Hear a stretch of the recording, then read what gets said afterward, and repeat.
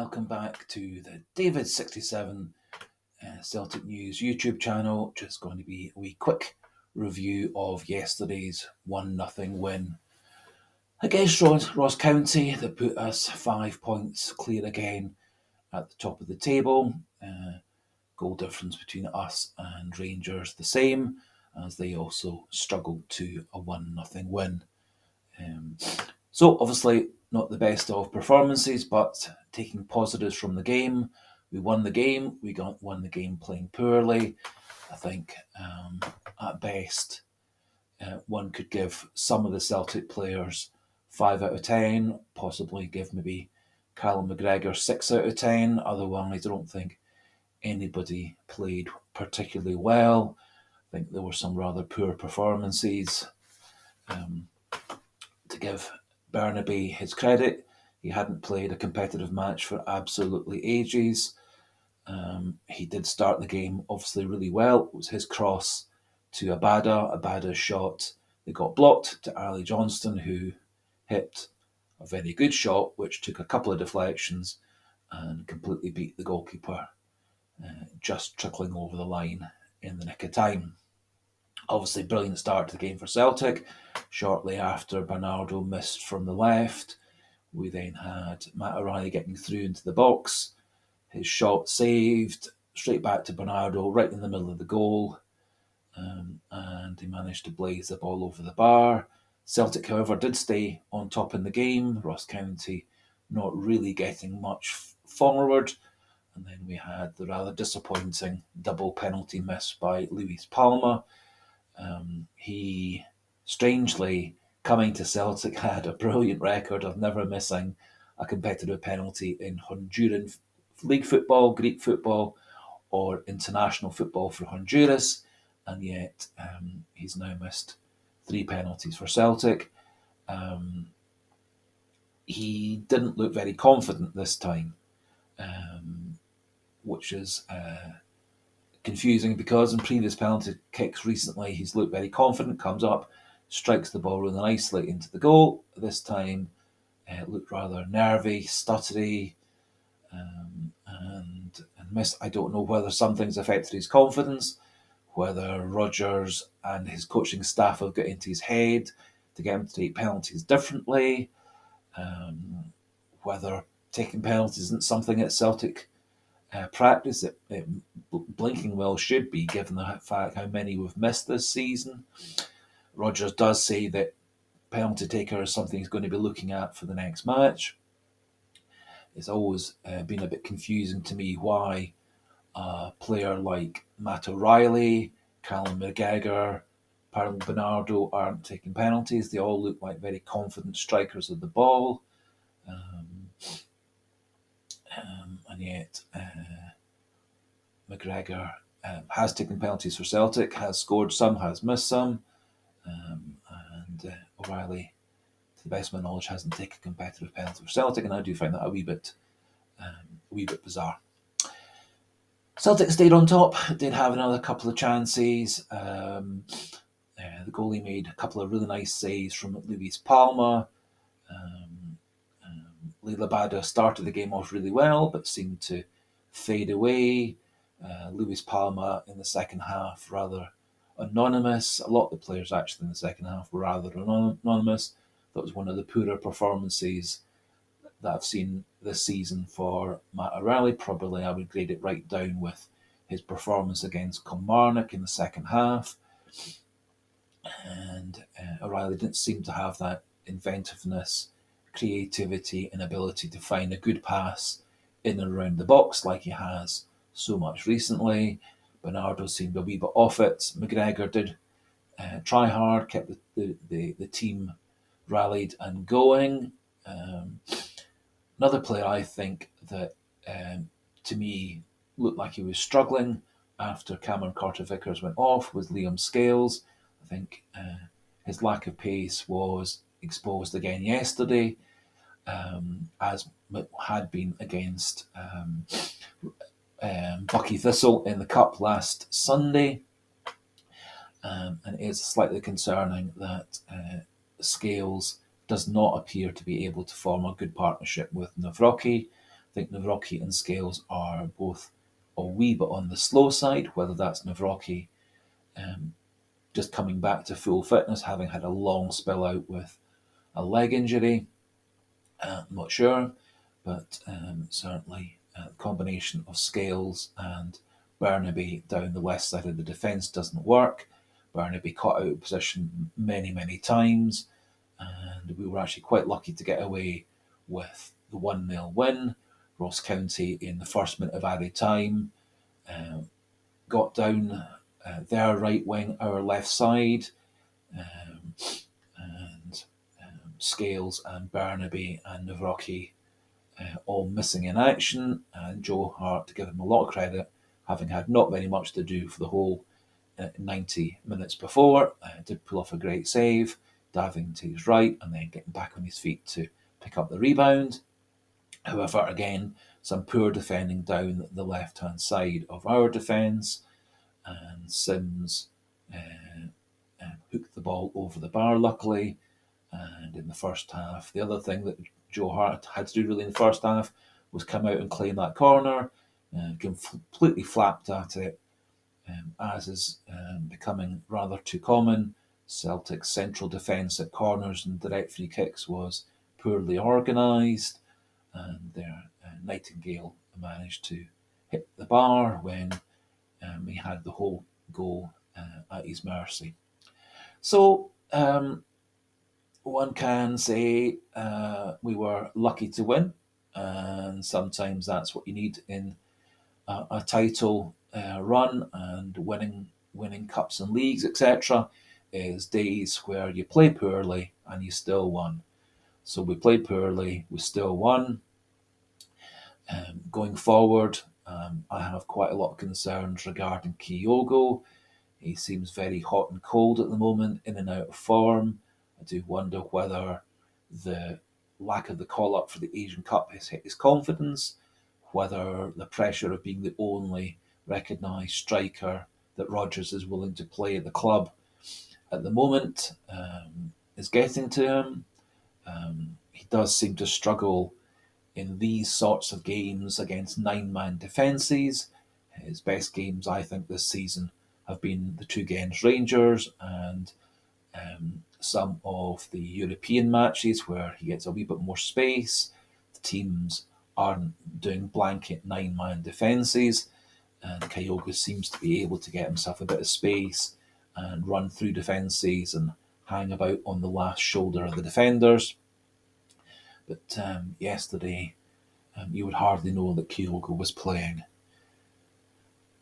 As I said, we also brought on Nicholas Kuhn, one good dribble, but otherwise in his 20-30 minutes, produced absolutely nothing. Ali Johnston, much the same. Turnbull came on late as a sub, didn't really produce anything either. Was a bit surprised to see Cameron Carter-Vickers taken off with 20-30 minutes to go. And Nawrocki brought on. Is a wee bit concerning that Carter-Vickers can't seem to last the whole match. If he's fit, he should have been fit to play the whole 90 plus minutes. And so it is a wee bit of a concern that we're taking off Carter-Vickers. Hopefully it was just easing him back into the action rather than anything more sinister or severe. Bit disappointed with Brendan Rodgers' post-match comments.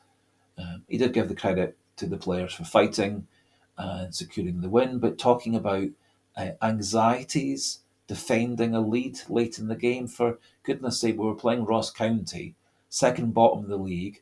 They had 5 debutants. They're just coming off being knocked out of the cup by a Scottish Championship club.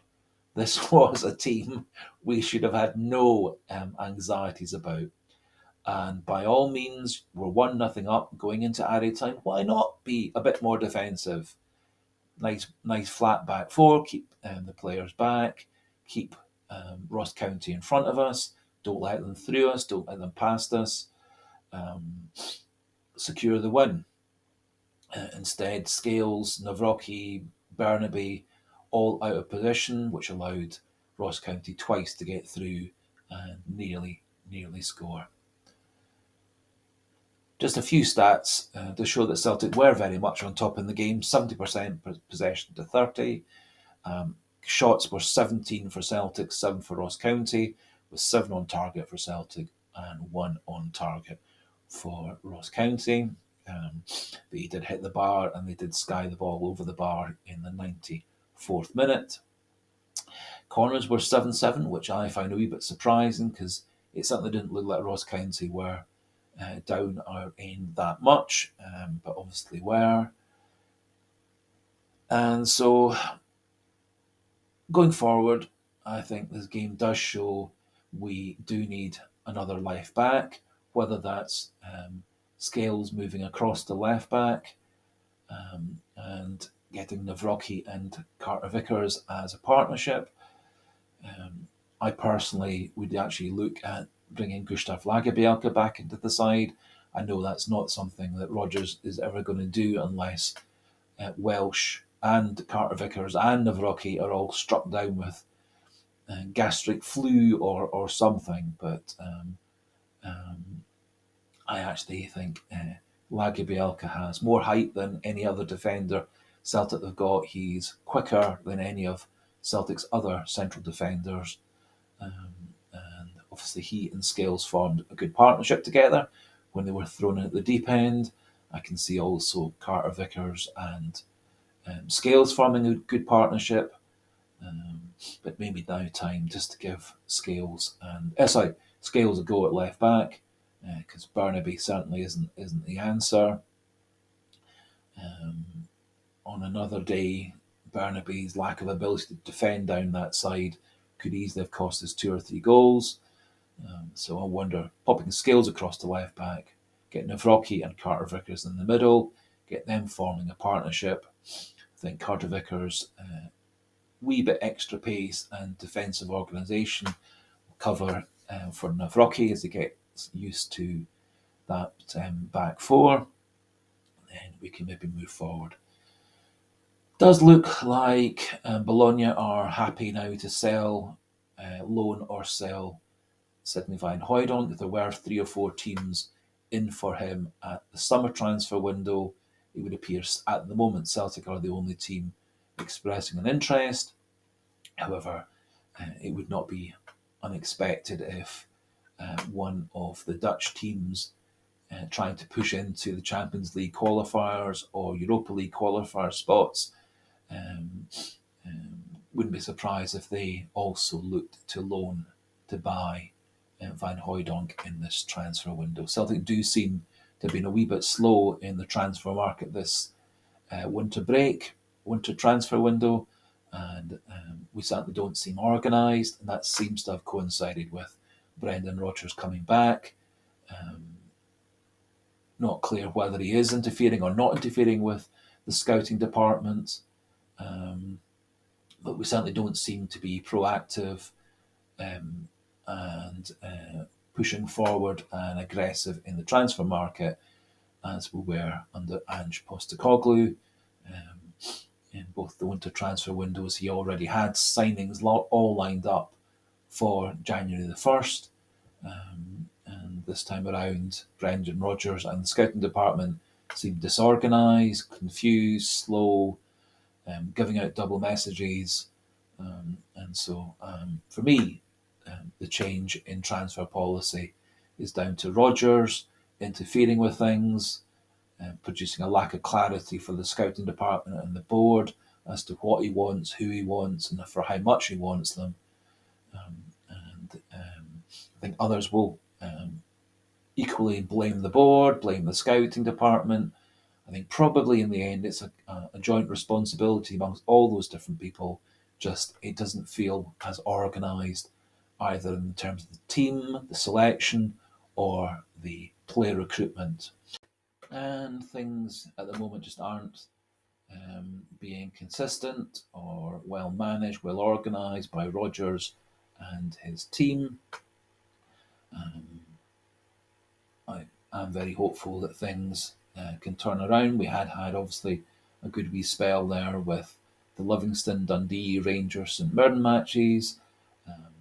We did come back from the winter break with a nice 5-0 win over Bucky Thistle. The performance looked good, but it was against, obviously, a lower quality team.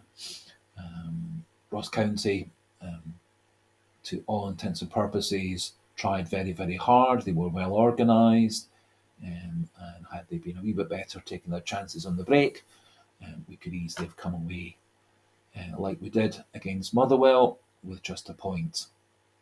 The longer and longer the game dragged on at 1-0 up, I thought this is going to be Motherwell all over again. And as it turned out, this time around, look, Joe Hart actually saved us in the 91st minute. And then the Ross County player thankfully popped it over the bar rather than into the net when scoring seemed the easier thing to do. So hopefully a bit of home truths, a bit of self-review by Rodgers and the team, and we'll come out fighting and back to the way we were against Dundee, Livingston, St Mirren and Rangers around Christmas time. So we'll finish things off at that point there. Obviously, keep you up to date with any incomings and outgoings regarding players such as Lagerbielke, Burnaby, McCarthy, Siegrist, Kobayashi, and players coming in such as Van Hooijdonk, and the search for the upgrade left back, which we've been trying to do since the summertime. So chat again tomorrow. So thanks for listening today. Thanks for watching. If you've enjoyed the video, do think about clicking that subscribe button. And so for today, goodbye and hail, hail.